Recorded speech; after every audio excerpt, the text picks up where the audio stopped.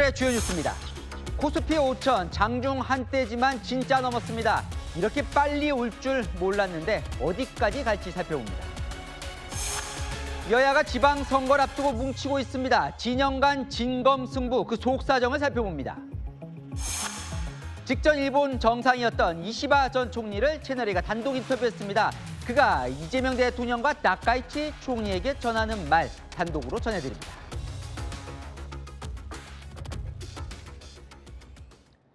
네, 뉴스데이 시작합니다. 전 동정민입니다. 장중 코스피 5천을 돌파했습니다. 이재명 대통령이 5,000피를 공약한 게 8개월 전인데요. 그때 코스피가 2,670, 8개월 사이에 5,000피 공약을 달성한 겁니다. 얘기를 들어보면 청와대도 놀랄 정도의 속도입니다. 첫 소식 배정현 기자입니다. 코스피가 사상 처음 장중 5천선을 돌파한 뒤 전날 대비 42.6포인트 오른 4,952.53으로 마감했습니다. 이재명 대통령이 후보 시절부터 내세웠던 코스피 5천 시대 공약이 현실이 됐습니다. 코스피 5천은 사실 제가 이거 5천을 반드시 임기 내에 만들겠다 이런 취지는 아니고 그걸 향해 가자. 한국증권거래소의 전신인 대한증권거래소가 출범한 지 70년 만이자 코스피 지수를 산출한 지 46년 만에 한국 주식시장의 새 역사가 다시 쓰였습니다. 지난 1989년 처음으로 1000선을 뚫고 네 자릿수 대에 진입한 코스피.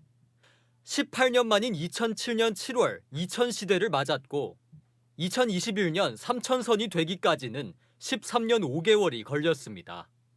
코로나 사태 직후 동학개미운동 덕분이었습니다. 이어 4년 10개월 만인 지난해 10월 4000포인트를 넘더니 3개월이 채 지나지 않아 1000포인트가 더 오른 겁니다. 국내외 인공지능 산업과 반도체 슈퍼사이클에 대한 기대감으로 증권가에선 올해 안에 6,000선에 근접할 거란 전망도 나오고 있습니다. 채널A 뉴스 배정현입니다. 사실 누구도 예상 못했던 이런 코스피 급상승을 이끈 공신이 있습니다. 3대 분야, 반도체, AI, 로봇. 자, 가장 많이 오른 건 뭔지 오은선 기자가 전합니다. 우리 증시 체급을 키운 건 반도체주였습니다. 인공지능 확산으로 반도체 수요가 급증하면서 삼성전자와 SK하이닉스가 쌍끌이한 겁니다. 코스피가 3,000포인트를 돌파했던 지난해 6월부터 삼성전자와 SK하이닉스의 시가총액은 942조 원 늘었는데 코스피 전체 시가총액의 절반이 넘습니다. 피지컬 AI 기술로 각광받은 현대자동차도 코스피 견인에 한몫했습니다. 다만 대형주 쏠림 현상은 여전히 숙제입니다. 대형주 지수는 이달 들어 약 20% 올랐지만 중형주와 소형주 지수는 각각 약 8%, 1.2% 오르는 데 그쳤습니다. 문의 전화 하루에 한 3, 40건씩 올 정도로 보스턴 다이나믹스의 그 로봇 이슈 때문에 엄청나게 급등하고 있어서 다들 이제 약간 흥분돼 있는 상태인 것 같습니다. 현재 상황은 반도체가 주도를 하고 있는 것 같고 나머지 주식들은 시장 상황 때문에 살짝 상승을 하는 기류지만 그렇게 반도체만큼은 올라가지 않는 것 같습니다. 전문가들은 코스피가 단기간 급등한 만큼 차익을 실현한 투자자들의 매도 움직임에 따라 조정도 나타날 수 있다고 설명합니다. 채널A 뉴스 오은선입니다.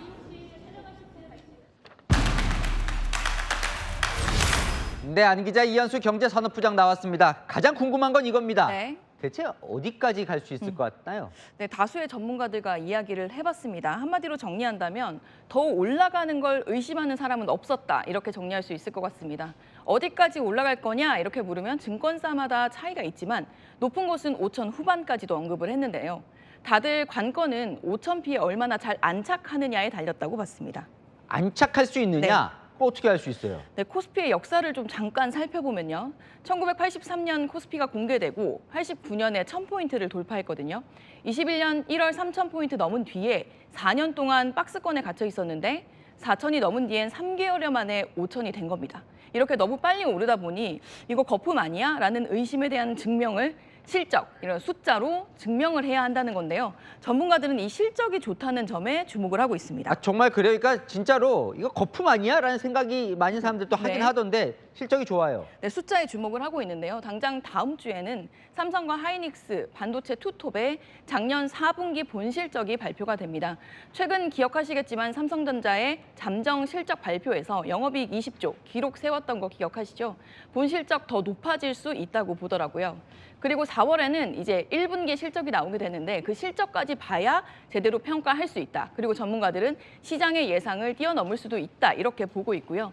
변수로는 미국의 관세 협상에 대한 대법원 판결이나 또 오늘 이재명 대통령이 코스피 5,000특위 위원들과 만나 강조한 3차 상법 개정, 또 서학개미들을 복귀시키기 위한 정부의 유인책이 나올 텐데 이게 얼마나 성공할지 등이 변수로 꼽힙니다. 한국거래소 이사장인가요? 6,000T까지 갈 수 네. 있다고 했는데 어때요? 단기적으로 좀 많이 오르다 보니까 조정 국면이 올 것이라는 관측도 당연히 전문가들 사이에선 나옵니다.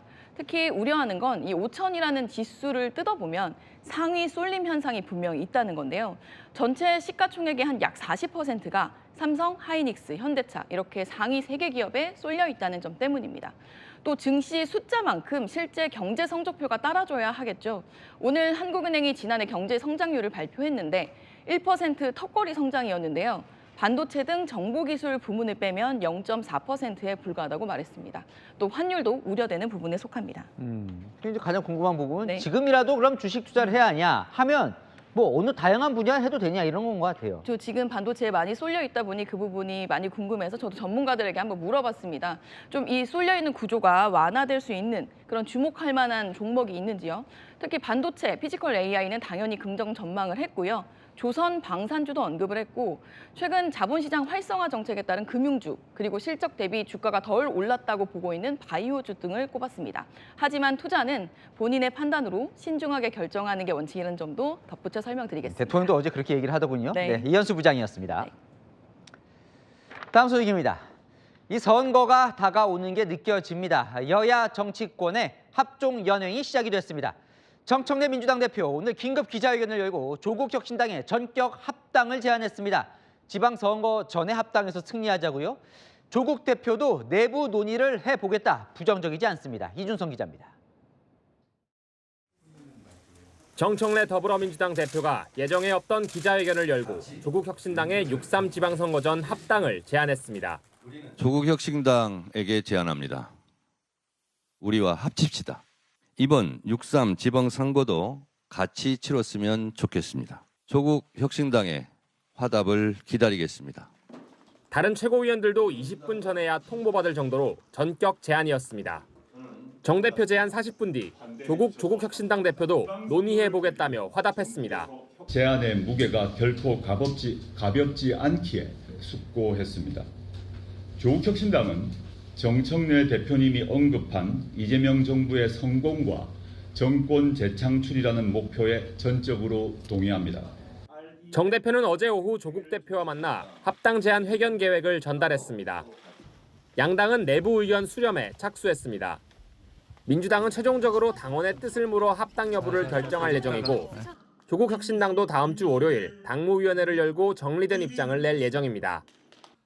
민주당 관계자는 지방선거 압승을 두곤 이재명 정부와 정청래 대표는 공동 운명체라며 공감대를 이뤘을 것이라고 말했습니다.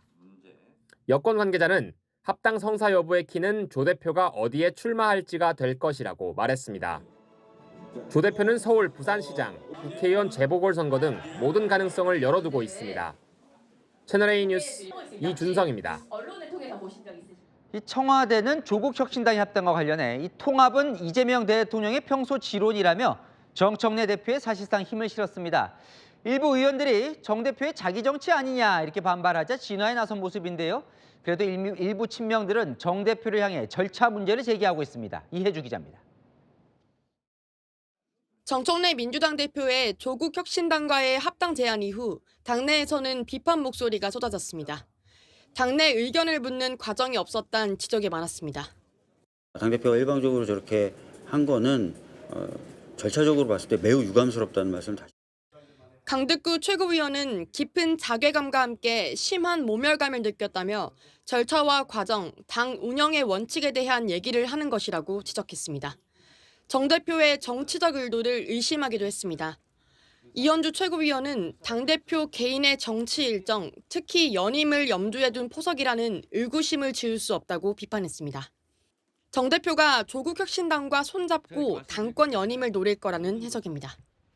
이 대통령 지지층에서도 이해 안 간다는 반응이 이어지자 당 지도부는 수습에 나섰습니다. 조율은 몰라도 공유 이런 과정은 거쳤을 것이다. 청와대도 발표 전 사전 연락을 받았다며 대통령의 평소 지론이라고 진화에 나섰습니다. 가치나 어떤 지향을 공유하는 두 개의 정당이 통합하는 것 자체는 대통령도 평소에 그 지론이라고 하셨어요. 한 친명계 의원은 2월부터 예비 후보 등록이기 때문에 지방선거 전 통합하려면 지금이 마지막 기회라고 설명했습니다. 정 대표 측은 최종적으로 당원의 뜻을 묻고 결정하겠다고 밝혔습니다. 채널A 뉴스 이혜주입니다. 네, 아는 기자, 정치부 이남희 선임 기자 나왔습니다. 좀 갑작스러운 합당 제안이다 이런 느낌도 드는데 왜 조국당하고 합치려는 거예요? 일단 오늘 기자들도요 전혀 예상하지 못한 발표였습니다. 정 대표가 오늘 공식 일정이 없었거든요. 그런데 오전 9시 50분에 긴급 기자회견을 연다고 10여 분 전 공지가 나왔습니다. 뚜껑 열어보니 깜짝 합당 제안이었습니다. 여권 관계자들 취재 보니까요 예정된 수순이란 반응이 나오더라고요. 깜짝이 아니라 예정된 수순이다. 무슨 얘기예요? 무슨 얘기냐면요. 합당 얘기, 그러니까 오늘 갑자기 나온 게 아니라는 겁니다. 이 대통령이 지난해 광복절 특사로 조 대표 사면 복권했잖아요. 여권 내부에서는요. 그 사면 결정이 지방선거 앞두고 조국 혁신당과의 합당 염두에 둔 큰 그림이었다. 이런 해석이 나오더라고요. 홍익표 정무수석도 오늘 양당 통합 대통령 지론이다 이렇게 밝혔잖아요. 그러니까 이런 공감대 속에서 정 대표가 총대를 메고 정치적 결단을 내렸다는 겁니다. 그런데요, 사실 보면 이제 조 대표가 어젠가요 이혜원 후보자 이제 사퇴해야 된다는 식으로 얘기도 하고 통합하면 뭐 이 여권에 도움이 된다고 보는 거예요? 그러니까요. 네, 합당에 긍정적인 당 관계자들한테 물었더니 이런 반응을 하더라고요. 그러니까 이번 지방선거부터 또 다음 총선, 또 차기 대선까지 범여권이 뭉쳐서 장기적으로 압승을 거두는 토대를 만들어야 한다는 겁니다. 그래서 양당이 합쳐야 아주 싹쓸이 승리가 가능하다는 겁니다. 이번 지방선거 때 분열 양상이 커지면 다음 총선 때 더 힘든 갈등 나타날 수 있다. 이렇게 우려를 하더라고요. 근데 왜 지금이에요? 지금 1월? 좀 빠른 거 아닌가 싶기도 일단은 하고. 6월 3일 지방선거 일정을 보면은 답이 나옵니다. 보시고 있는데 당장 2월 3일부터 시도지사랑 교육감 예비 후보 등록이 시작이 됩니다. 정치권에서 그러니까 당에서는 지금이 합당할 마지막 순간이다. 오히려 늦었다는 반응도 나오더라고요. 그러니까 양당 후보들이 각자 등록부터 해놓고 합당을 후에 추진하면 나중에 후보 교통 정리에 어려움을 겪을 수 있다는 거죠. 자, 어쨌든 제안을 받았어요. 그럼 조국 대표는 그 합당 받는 겁니까? 일단 현재로서는 합당이 부정적이지만은 않습니다. 자, 오늘 26일에 당무위를 열어서 합당을 논의한다고 했는데요. 그러니까 조 대표가 전국 단위 지방선거 독자적으로 치르는데 지금 한계를 느낄 것이다. 이런 해석도 나오고 있더라고요. 근데 보면요, 아까 보니까 청와대도 이제 합당 반대하는 기류가 아닌데 친명 쪽은 왜 이렇게 반발을 하는 거예요? 먼저 절차를 안 지켰다. 여기에 대해서 반발을 합니다. 정 대표가 합당 제안 20분 전에 최고위에 통보를 했고 당원한테도 먼저 묻지도 않았다는 겁니다. 이런 반발에 정 대표요. 조금 전에 전당원 투표하겠다 이렇게 밝혔고요. 두 번째는요. 정 대표 자기 정치가 아니냐는 겁니다.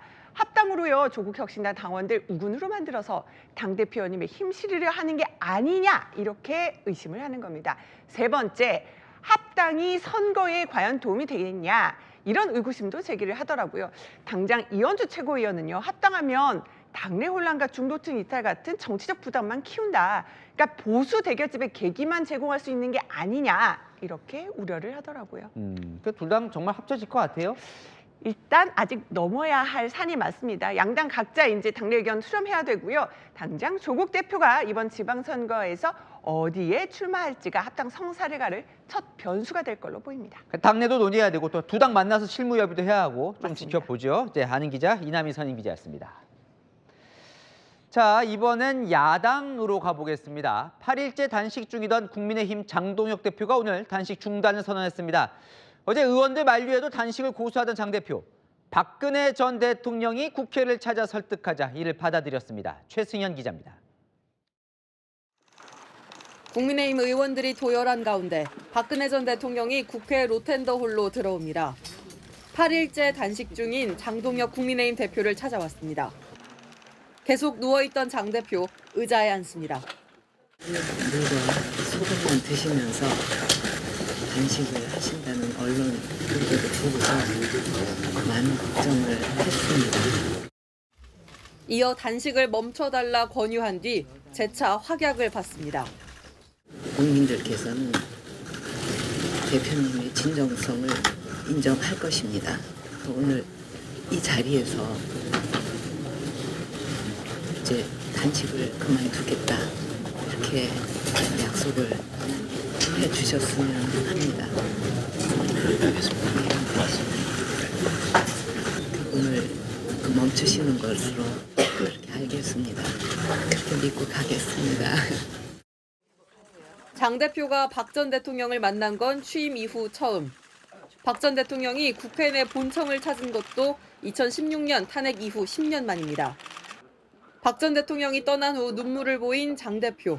단식 중단을 선언하고 서울의 한 병원으로 이송돼 치료를 받고 있습니다.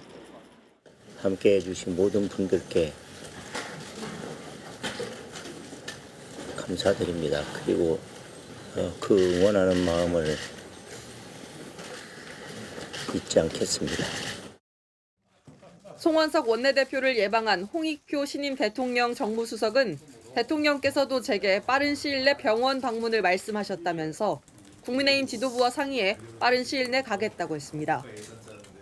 국민의힘 관계자는 박 전 대통령 방문은 보수 대통합의 마침표라고 의미를 부여했습니다.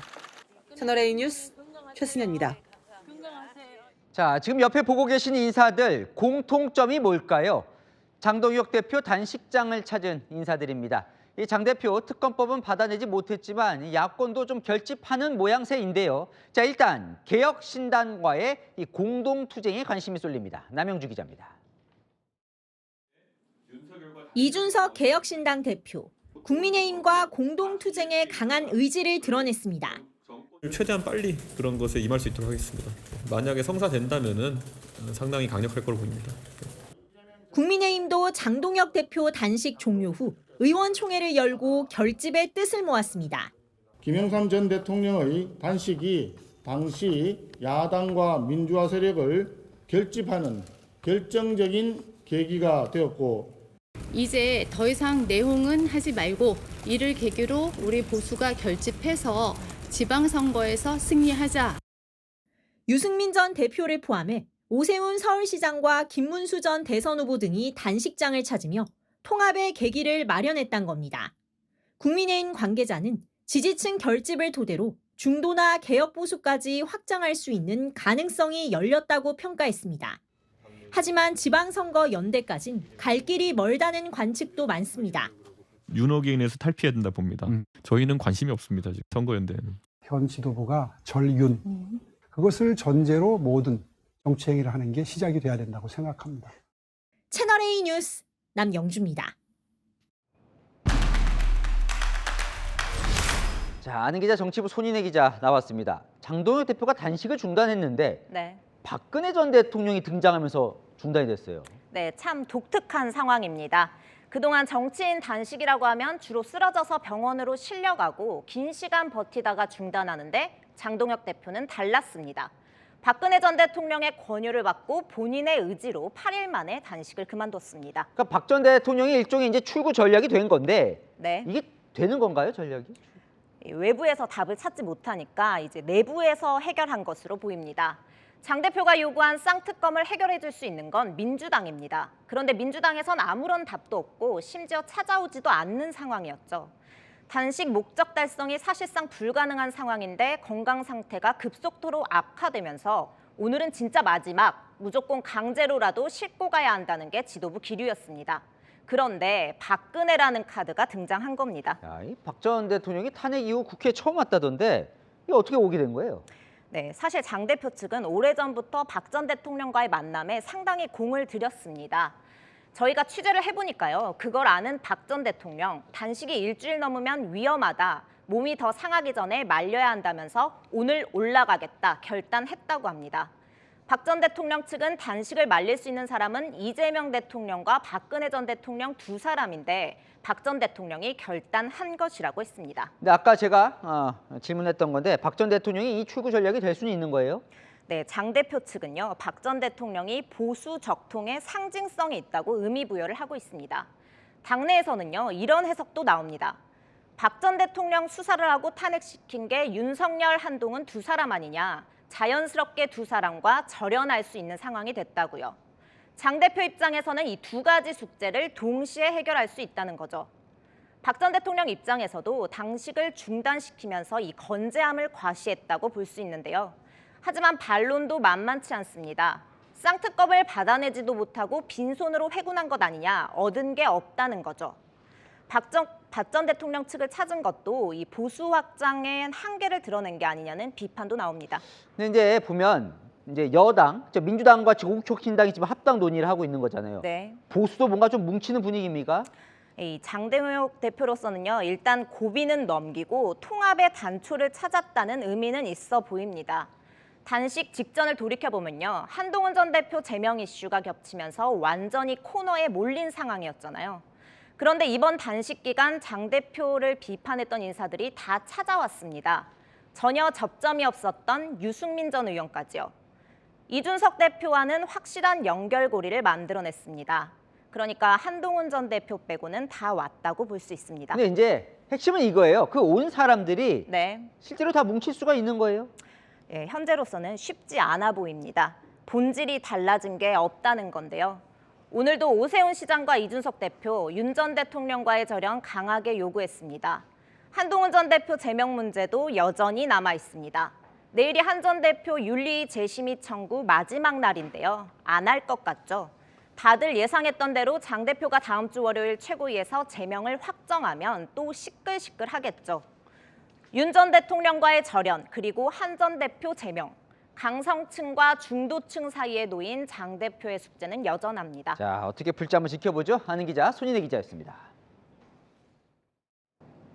네, 내일 오전 10시 이해운 기획예산처 장관 후보자 인사청문회가 열립니다. 오늘 아침 추가 자료들이 각 청문위원들에게 전달됐는데요. 그동안 이 후보자는 아들이 투자한 건 대부업체가 아니란 식으로 해명했죠. 야당은 제출된 자료에 이렇게 대부 써있지 않냐, 일부러 숨긴 것 아니냐, 송곳 검증을 예고했습니다. 백승현 기자입니다. 이해훈 기획예산처 장관 후보자가 오늘 오전 추가로 낸 셋째 아들의 이체 확인증입니다. 투자금을 보낸 내역인데 회사명에 대부라고 적혀 있습니다. 이 후보자는 그동안 대부업체에 투자했다는 의혹이 일자 소프트웨어 회사에 투자했다가 실패한 케이스라며 서민과 자영업자를 대상으로 대부업을 한 적은 없는 것으로 알고 있다고 해명해왔습니다. 애초에 대부업체라는 사실을 명백히 알고 있었다고 봅니다. 마지막까지 대부업체를 핀테크 업체라는 모호한 단어로 숨긴 것으로 보여집니다. 박 의원은 이 후보자 측이 대부업체임을 숨기기 위해 재산 공보물 등에 일부러 대부를 뺀 회사명을 기입해왔다고 주장했습니다. 새 아들의 입학 기록을 본 야당은 법 위반 의혹을 추가로 제기했습니다. 셋째 아들의 캐나다 초등학교 진학 기간과 부부의 해외 출입국 기록을 비교해보니 함께 거주했다고 볼 수 없다는 겁니다. 당시엔 부모가 아이들과 함께 살아야 유학으로 인정됐는데 법 위반이라는 겁니다. 이 후보자 측은 청문회에서 설명드리겠다고 밝혔습니다. 낼 수 있는, 구할 수 있는 모든 걸 다 냈습니다. 청문회에서 소상히 설명드리겠습니다. 내일 열릴 것으로. 이 후보자가 오늘 오전 자료를 추가로 내면서 청문회는 내일 열립니다. 채널A 뉴스 백승현입니다. 네, 김경 서울시의원 관련 단독 보도 이어갑니다. 서울 오패산의 공원 부지, 이 가운데 일부가 김 시의원 모친 소유였던 걸로 확인됐습니다. 당초 예산 부족으로 공원 조성이 무산될 위기였는데요. 보상 시한을 1년 앞두고 김 시의원이 해당 부지의 보상 문제를 여러 차례 질의한 사실이 드러났습니다. 단순한 우연으로 볼 수 있을지 김지유 기자가 단독 취재했습니다. 서울 오패산, 경사로를 따라 올라가자 공원이 나옵니다. 서울시가 사유지를 사들여서 만든 공원입니다. 공원 부지 일부는 김경 시의원 모친의 땅이었습니다. 2014년 임야 2천여 평을 11억 원 넘게 주고 경매로 취득했습니다.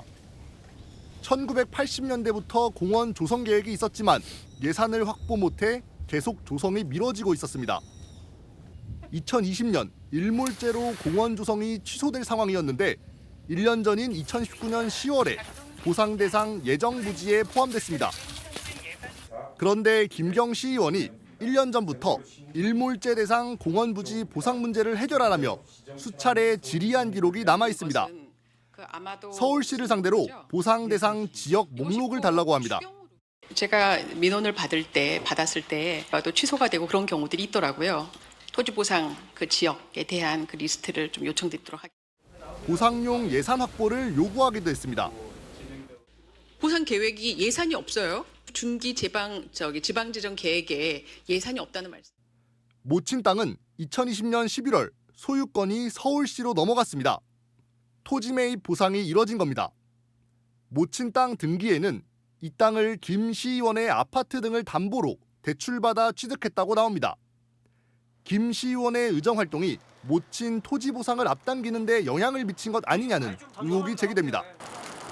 채널A는 김 시의원 측의 이해충돌 여부에 대한 입장을 물었지만 회신받지 못했습니다. 채널A 뉴스 김지우입니다. 네, 그런가 하면 김경 시의원이 강선우 의원 말고도 다른 현역 의원에게 금품을 건네려 논의했다는 정황이 추가로 드러났습니다. 경찰은 김 시의원이 등장하는 대화 녹취록을 확보해 분석 중인데 여기에 현역 국회의원이 언급된 걸로 전해집니다. 김 시의원 측은 사실무근이라고 반박했습니다. 김민환 기자입니다. 2022년 지방선거 전 강선우 의원에게 1억 원을 건넨 혐의를 받는 김경 서울시 의원. 다른 선거에서도 금품 제공을 논의했다는 의혹이 추가로 불거졌습니다. 경찰은 지난 2023년 서울 강서구청장 보궐선거 전 김 시의원이 다른 시의원과 나눈 대화 녹취록을 확보했습니다. 이 녹취록에 복수의 현역 국회의원 이름이 언급된 걸로 전해집니다. 서울시 선관위가 경찰에 수사 의뢰를 하며 넘긴 녹취록인데 김 시의원 측은 금품 제공은 사실무근이라는 입장. 해당 녹취에서 언급된 정치인이나 그 누구에게도 어떤 명목으로든 금품을 제공한 적 없고 경쟁 후보가 김 시의원의 공천을 배제시키려고 유도성 질문을 한 걸로 추정된다고 밝혔습니다. 경찰도 아직까지는 금품이 실제 전달된 정황을 확인하지는 못한 걸로 알려졌습니다. 경찰은 김 시의원의 전직 보좌진이 썼던 업무용 PC도 시의회에서 임시 제출받아 분석 중입니다. 서울시의회 관계자는 이 PC에 강서구청장 공천 관련 자료와 녹취 파일이 다수 저장돼 있었다며 이 PC를 경찰이 어제 오후 가져갔다고 말했습니다. 채널A 뉴스 김민환입니다. 김병기 의원을 향한 경찰 수사도 속도를 내고 있습니다. 공천을 대가로 수천만 원이 오갔다는 의혹, 김 의원 부인에게 돈을 건넸다가 돌려받았다는 탄원서가 공개되면서 불거졌죠. 오늘 김 의원의 부인이 경찰에 출석했습니다. 김 의원 본인 소환도 임박했다는 관측이 나옵니다. 홍재 기자입니다. 경찰에 출석하는 김병기 의원의 아내 이모 씨. 불법 정치자금 수수 의혹 피의자 조사를 받으러 왔습니다. 공천원금 받은 거 인정하세요? 김병기 의원도 알고 있었나요? 법인카드 유용 의혹 인정하세요? 법인카드 왜? 이 씨는 지난 2020년 동작구 의원 2명에게 총 3천만 원을 받았다가 돌려준 혐의를 받습니다. 이 씨에게 돈을 건넸다는 동작구 의원들은 앞서 경찰 조사에서 자신의 혐의를 사실상 인정했습니다. 이 씨는 동작구의회 업무용 법인카드를 사적으로 썼다는 의혹도 받고 있는데 경찰은 오늘 조사에서 불법 정치자금 수수 의혹을 집중 추궁한 걸로 전해졌습니다. 경찰은 김 의원 차남의 숭실대 편입을 도왔다는 의혹을 받는 차남의 재직회사도 압수수색했습니다. 부정취업 관련 자료도 확보하셨을까요? 핵심 인물 조사가 속속 이뤄지면서 김병기 의원에 대한 소환 통보도 임박했다는 관측입니다. 채널A 뉴스 홍재입니다. 대장동 개발 수익으로 이 값비싼 수입차들을 샀던 걸까요? 대장동 민간업자 김만배 씨 측이 12대의 고가 차량을 보유한 걸로 확인됐습니다. 성남시는 개발 수익 환수를 위해 차량 가압류에 나서기로 했습니다. 송진섭 기자의 단독 보도입니다. 대장동 민간업자인 화천대유 대주주 김만배 씨가 보유 중인 걸로 지목된 차량은 모두 12대입니다. 신차 가격이 2억 6천만 원부터 시작되는 포르쉐 카브리올레를 포함해 아우디와 벤츠, BMW의 수입 대형 승용차 등입니다. 대부분 스포츠카나 고급 세단인데 일부는 김 씨가 대주주인 대장동 개발사 화천대유 명의로 등록된 차량입니다. 대장동 민간업자들의 개발 수익을 환수 중인 성남시가 이들 차량에 대한 가압류를 추진합니다.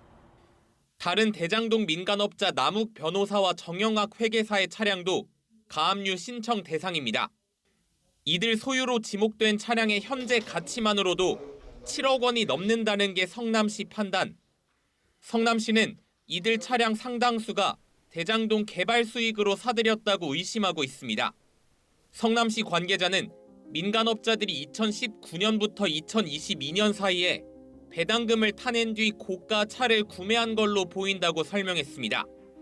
과거 검찰도 해당 차량들에 대해 추징 보전을 신청하면서 피의자들이 차량 구입을 통해 재산을 은닉하고 있다고 밝혔습니다. 채널A 뉴스 송진섭입니다.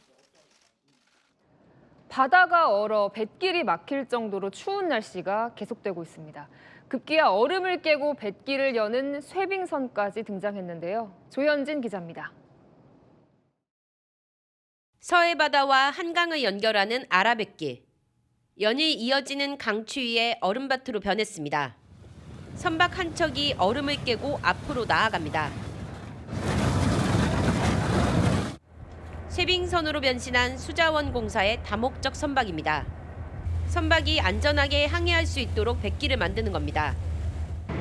쇠빙선이 꽁꽁한 뱃길을 지나가자 얼음이 깨지면서 물결이 되살아납니다. 바다도 온통 얼어붙었습니다. 파도는 단단한 얼음층으로 변했습니다. 산책을 나온 시민들은 모자와 기마개로 중무장했지만 칼바람에 저절로 몸이 움츠러듭니다. 세탁기 안에 있던 빨래도 약간 얼었더라고요. 저도 옷을 3개나 껴입고 나왔거든요. 바람이 이렇게 살을 에이는 것 같아요. 오늘 아침 서울은 영하 13.2도, 체감온도는 영하 20.1도까지 내려가며 이번 겨울 최저기온을 갈아치웠습니다. 철원 임남면은 영하 24.2도까지 떨어졌고 부산과 광주 등도 영하 10도 가까이 내려갔습니다. 연일 이어지는 한파에 수도 계량기가 동파됐다는 신고도 이어지고 있습니다. 내일도 아침 기온이 서울 영하 12도, 철원 영하 19도 등 한파가 기승을 부립니다. 기상청은 주말 이후 맹추위는 꺾이겠지만 한반도 주변에 여전히 찬 공기가 머물면서 이달 말까지 평년보다 낮은 기온이 계속될 것으로 내다봤습니다. 채널A 뉴스 조현진입니다. 네, 심층 취재 추적. 오늘은 김포공항을 불안에 빠뜨린 한 남성을 추적합니다. 공항에서 숙식을 해결하며 어린아이부터 승무원, 승객에게까지 성적 발언과 욕설을 일삼았습니다. 신고만 16차례 접수됐지만 제대로 된 조치는 없었는데요. 2달 가까이 이런 상황이 방치되는 이유를 권경문 기자가 추적합니다. 일단 가보면 모르는 사람이 없을 거라 했습니다. 샤워뿐만이 아니라 기물도 하고 그래요. 뭐 한다고요? 똥구멍도 닦고 별걸 다 해요. 여기서 말도 못 걸어요. 잘못 걸으면 막 괜히 욕하고 막 그래요. 빨래도 하고 막 난장판이에요. 이렇게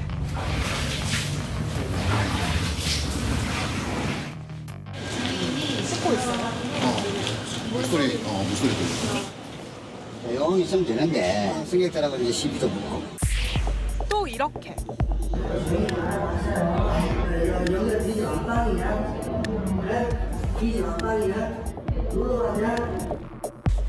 노숙인이라고 했습니다. 그런데 기행 수준이 아니라 선을 넘는 게 문제랍니다. 무슨 선을 넘는지 지켜봤습니다.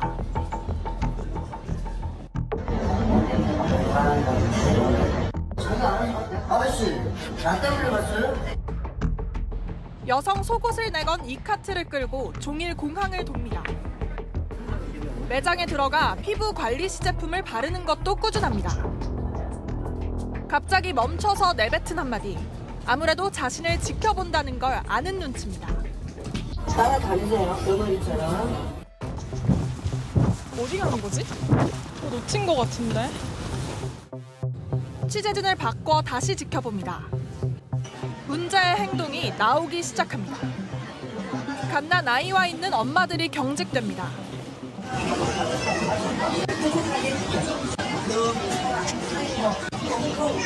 남녀 관계에서 홍콩, 남녀 관계에서 홍콩. 여성 승무원도 이 남성의 표적입니다.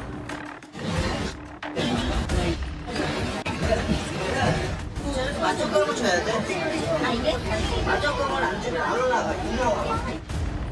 영문도 모르고 성희롱성 말과 욕설을 들었습니다.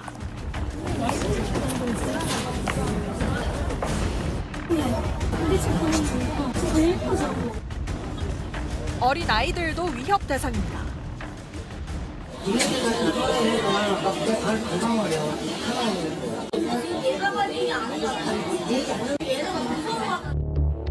남성이 나타난 건 지난해 11월입니다.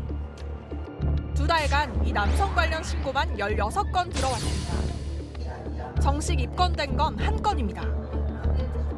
경미한 범죄라며 풀려나니 다시 공항으로 돌아와 2달째 이 상황이 반복됩니다. 경찰분들이 오시면 지휘를 많이 주겠지요? 그러면 뭐예요? 다시 또 오시고. 공항이 강제로 내보내지도 못한답니다.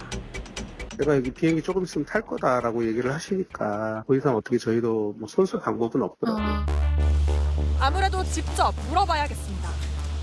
요 며칠 선생님 좀 계시는 거 봤거든요. 혹시 여기서 사시는 거? 안 사요. 비행기 타는데 뭐 볼 일이 많아요. 왜요? 꼭 여쭤보고 싶어요. 물어보지 말고 대화하지 말라고요. 인권 침해 모르세요? 공항 경찰은 순찰을 강화하겠답니다. 하지만 공공장소에서 벌어지는 이 폭력을 방치하면 오늘도 누군가는 이 남성의 표적이 됩니다. 심층 취재 추적 권경문입니다. 네, 차량 한 대가 고속도로를 역주행합니다. 이 위험한 질주는 차량 3대를 들이받고서야 멈춰섰는데요. 알고 보니 운전자 마약에 취한 상태였습니다. 신선미 기자입니다. 고속도로 1차로를 달리는 차량. 앞 차량이 황급히 다른 차선으로 피하자 정면에서 흰색 차량이 나타납니다. 미처 피하지 못한 채 그대로 충돌합니다. 그런데 흰색 차량은 멈추지 않고 터널에서 또 포착됩니다. 앞선 SUV 차량이 속도를 줄이며 피해보지만 이 차량은 2대를 더 들이받고서야 멈춥니다. 사고가 난 건 그제 오후 3시 10분쯤. 20대 운전자는 고속도로 갓길에 정차했다 유턴한 뒤 10km가량을 역주행하면서 차량 3대를 들이받았습니다.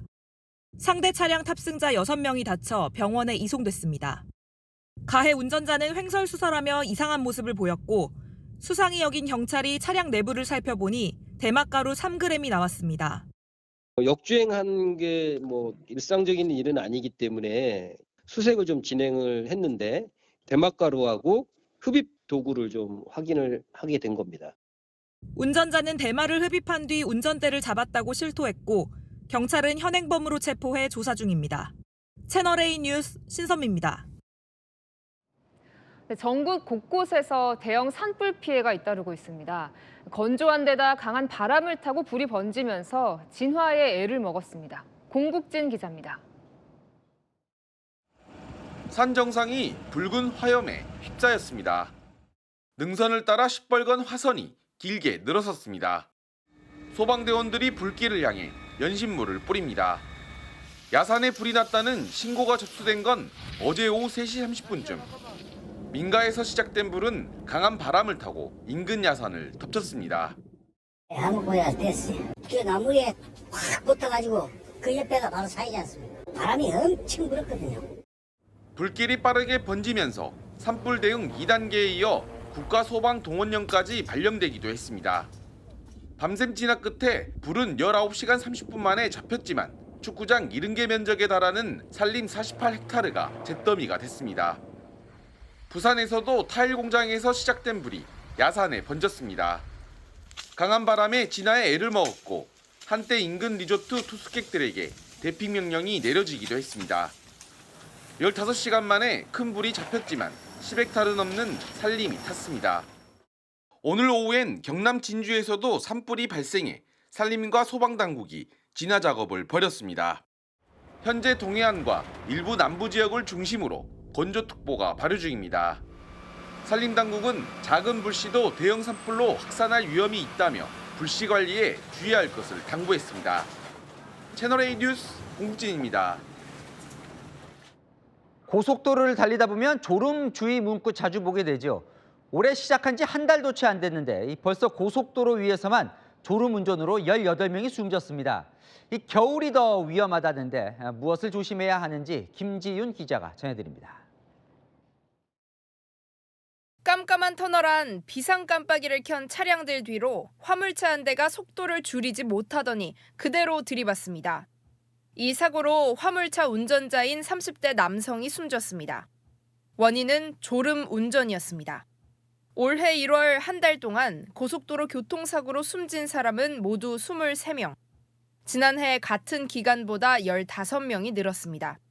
사고 원인 1위는 주의태만을 포함한 졸음 운전으로 18건에 달했습니다. 주된 배경으로는 겨울철 히터 사용이 지목됩니다. 차량 내부 환기가 제대로 이루어지지 않으면서 이산화탄소 농도가 높아지고 졸음 운전으로 이어질 수 있다는 겁니다. 차종별로 보면 화물차 운전자 사망사고가 14건으로 가장 많았습니다. 지난 4일에도 멈춰선 5톤 화물차를 또 다른 화물차가 들이받는 사고가 있었습니다. 추운 날씨로 경유가 얼어 연료 공급에 문제가 생긴 걸로 추정됩니다. 한국도로공사는 운전 중 주기적으로 창문을 열어 환기시키고 화물차 운전자들은 경유용 동결 방지제를 주입할 필요가 있다고 당부했습니다. 채널A 뉴스 김지윤입니다. 자, 올 한해 한일 관계는 어떻게 갈까요? 이시바 시게루 직전 일본 총리가 저희 채널A와 단독 인터뷰를 했습니다. 총리직에서 벗어나다 보니 본인 생각을 자유롭게 이야기했는데요. 여전히 일본에선 영향력이 큰 정치인입니다. 후임자인 나카이치 총리를 향해 독도와 야스쿠니 신사 문제로 한일 관계가 악화돼서는 안 된다고 조언했습니다. 이재명 대통령에 대한 평가도 내놨는데요. 함께 들어보실까요? 도쿄에서 송찬욱 특파원이 보도합니다. 지난해 10월 일본 총리직에서 물러나 다카이치 사나이 총리에게 바통을 넘긴 이시바 시게루 전 총리. 채널A와 단독 인터뷰를 했습니다. 高市さんがいわゆる竹島の日に閣僚派遣をしたり、あと靖国神社を参拝したら、やっぱ再び関係が悪化するのではないか。この問題で日韓関係がこじれる、悪化するということがあってはならないと思ってきました。 앞서 다카이치 총리는 다음 달 22일 독도 영유권을 주장하는 다케시마의 날 행사에 차관급 대신 장관급으로 격상해 보낼 가능성을 거론한 바 있습니다. 竹島の日も今までと同じ対応であるべきだと思っています。 야스쿠니 신사 참배 역시 마찬가지입니다. 日本にとってプラスはあまりないなと思っていますし、私自身は靖国に行っていませんので。 중일 갈등을 일으킨 다카이치 총리의 대만 유사시 개입 발언도 비판적으로 봤습니다. 日中という非常にデリケートな問題で、総理大臣が国会の場で日本と中国が戦争することもありますよということは言うべきだったとは思っていません。 반면 과거 대일 강경 발언으로 일본에서 부정적 인식이 있었던 이재명 대통령에 대해선 만났더니 달랐다고 평가했습니다. 警戒するというのがあったのは事実です。しかし実際に会ってお話をしてみて、非常に深い考えを持った人だなと。 이시바 전 총리는 재임 시절 이 대통령과 도쿄, 부산 등에서 3차례 정상회담을 했습니다. 자, 이시바 전 총리, 역대 일본 총리 입회에선 잘 들을 수 없었던 과거 전쟁에 대한 반성은 당연한 일이라는 말을 저희 인터뷰에서 했습니다. 한일 정상은 2달에 한 번은 만났으면 좋겠다는 뜻도 내비쳤습니다. 송찬욱 특파원이 이어갑니다. 이시바 시게루 전 일본 총리는 재임 중 한일 셔틀 외교를 복원했습니다. 재개된 셔틀 외교는 지난 13일 나라현에서 이어졌습니다. 今回の会談で特に印象に残った点は何でしょうか。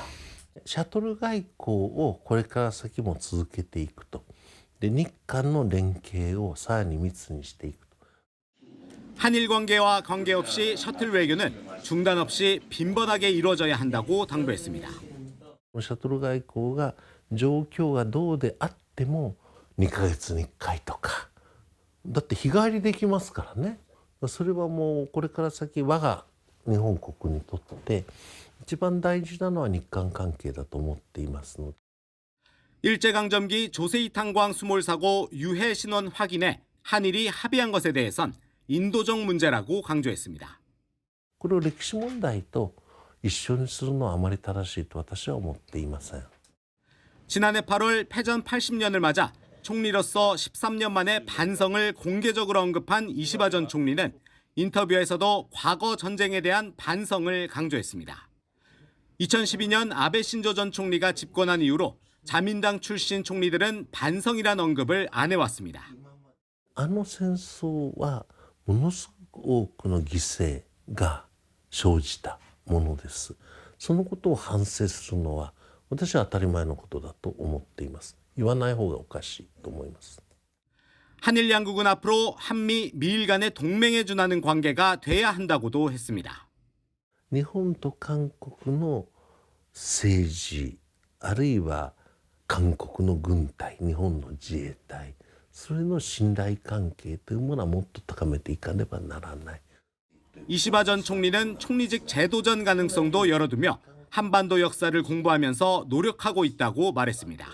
도쿄에서 채널A 뉴스 송찬욱입니다. 네, 그린란드에선 라디오에 전쟁에 대비하라는 방송이 나오고 있고 주민들은 비상식량을 사고 있습니다. 실제 전쟁 대비를 하고 있는 그린란드 곳곳을 유근영 특파원이 둘러봤습니다. 그린란드의 수도 누크의 식료품 가게. 두 여성이 가게 안으로 들어섭니다. 가장 먼저 들른 건 육류 코너.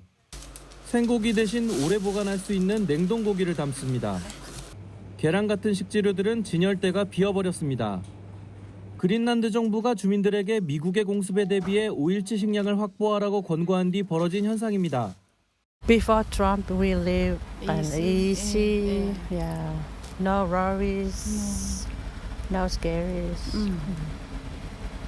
Now we wake up with worries and scared.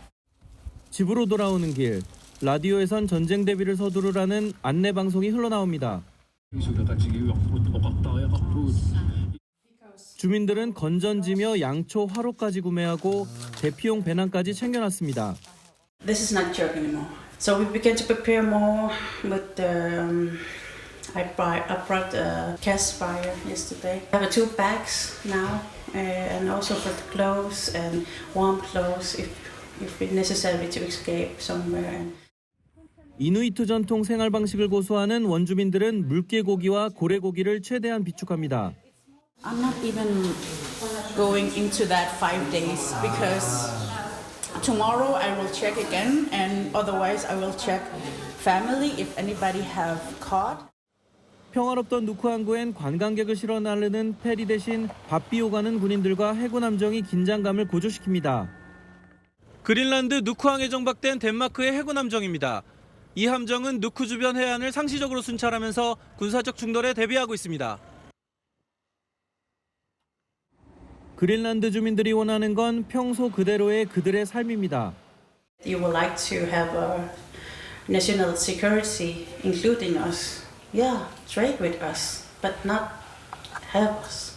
Don't buy us. Yeah. We cannot buy people. 그린란드 누크에서 채널A 뉴스 유근영입니다. 트럼프 대통령은 한 발 물러섰습니다. 무력 사용 안 할 거고 그린란드 병합에 반대하는 유럽 8개 나라에 매기겠다던 관세도 철회했습니다. 돌연 말을 바꾼 의도가 뭔지 워싱턴 정다은 특파원이 취재했습니다. 트럼프 대통령이 그린란드 병합에 반대하는 유럽 8개 나라에 관세를 부과하겠다던 방침을 철회했습니다. 나토 사무총장과 그린란드와 관련한 협상의 틀을 마련했다고 발표한 겁니다. 그러면서 그린란드에 무력을 사용하지 않을 거라고 밝혔습니다. It's a deal that people jumped at, really fantastic for the USA. gets everything we wanted, including especially real national security and international security. 협상 세부 내용은 공개되지 않았지만 트럼프는 그동안 그린란드에 구축해야 한다고 주장해온 차세대 미사일 방어 체계 골든돔이 협의 내용에 포함됐다고 밝혔습니다. 또 그린란드에서의 미국의 광물 채굴건도 논의됐다고 덧붙였습니다. 트럼프는 앞서 이날 다보스 포럼 연설에선 그린란드를 아이슬란드라고 여러 차례 잘못 말하기도 했습니다. I'm helping Europe, I'm helping NATO, and I've until the last few days when I told them about Iceland, they loved me.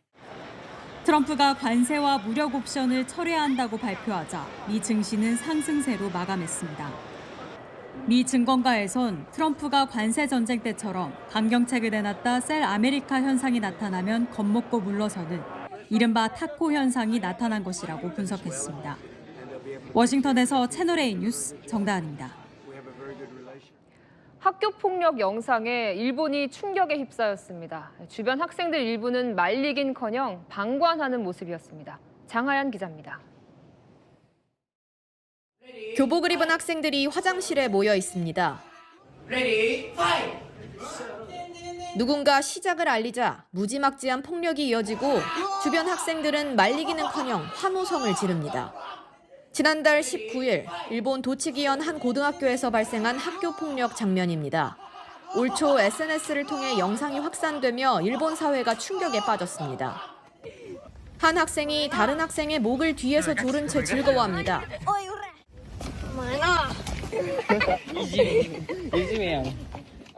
뒤이어 피해 학생은 물에 빠진 채 허우적거리고 구해줄 생각은커녕 영상만 찍고 있습니다.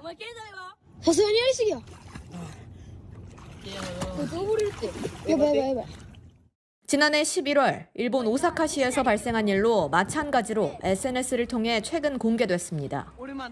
일본에선 과거 몇 년간 발생했던 학교 폭력 영상이 SNS를 통해 잇따라 공개되며 사회적 파장이 일고 있습니다. 학교나 수사기관이 학교 폭력에 제대로 대응하지 않자 온라인을 통한 폭로가 시작된다는 분석이 나옵니다. 피해자에 대한 2차 가해 우려 목소리도 나오는 가운데 일본 교육당국은 공개된 일부 사건들에 대한 경위를 파악하는 등 긴급 대응에 나섰습니다. 채널A 뉴스 장하연입니다. 중국 베이징의 만리장성이 빙판길로 변했습니다. 설경을 즐기려던 관광객들이 엉금엉금 걷는 웃지 못할 일이 벌어졌습니다. 이현용 기자입니다. 유네스코 세계유산 만리장성입니다. 관광객들이 난간을 붙잡고 엉금엉금 걸어오릅니다. 결국 엉덩방아를 찍기도 하고 아예 포기한 채 썰매를 타듯 앉아서 내려가기도 합니다. 최근 만리장성에 눈이 내린 뒤 얼어붙으면서 빙판길로 변했습니다. 하지만 설경을 보려는 관광객들은 아랑곳 없이 만리장성을 찾고 있어 안전사고 위험도 커지고 있습니다. 가로등이 켜진 골목 사이사이로 거센 파도가 몰아칩니다. 놀란 사람들이 급히 대피합니다.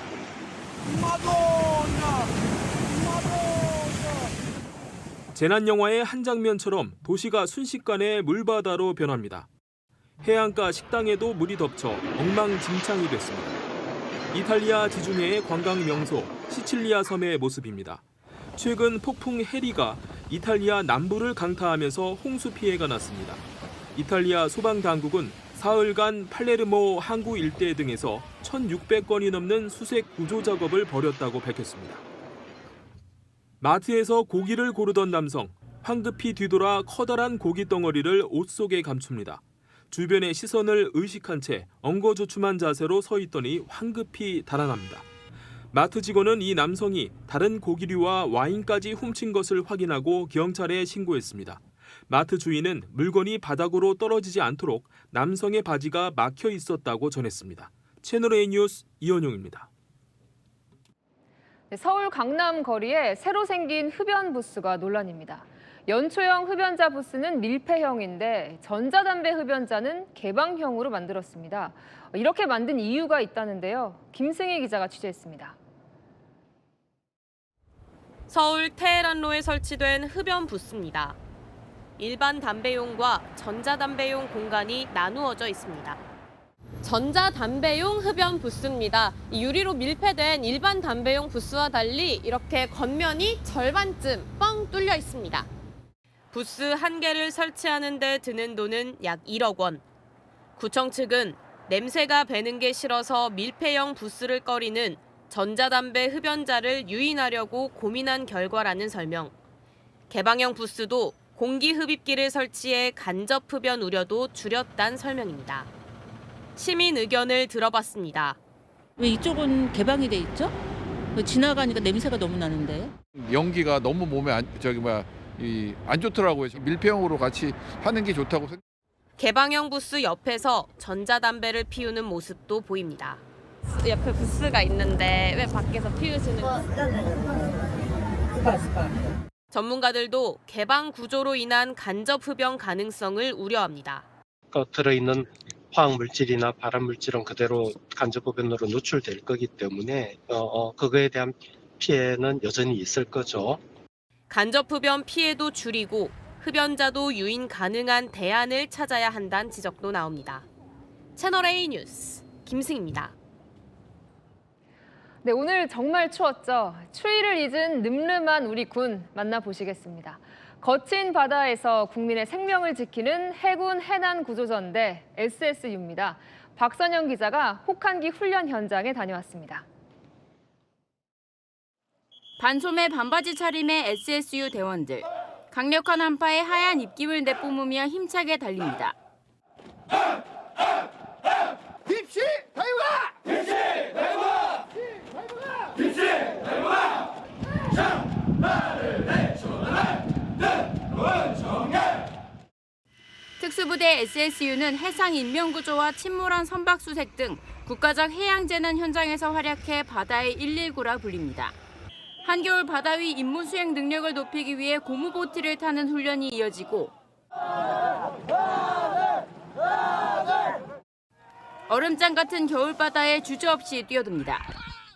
지금 창원 진해의 기온은 영하 7도인데요. SSU 대원들은 입수자에게 빠르게 접근하기 위해 오르발을 신고 수영하는 훈련의 한창입니다. SSU는 국민과 전우를 지킬 수 있는 곳이라면 대한의 추위에서도 바다에 뛰어들어 주어진 임무를 잘 수행하겠습니다. 이번 혹한기 훈련은 가장 추운 절기인 대한에 해당하는 지난 20일부터 내일까지 실시됩니다. 첫날에는 장비를 착용하고 파이프 분해 및 조립을 하며 수중에서 마주할 수 있는 상황 대처 훈련을 가졌습니다.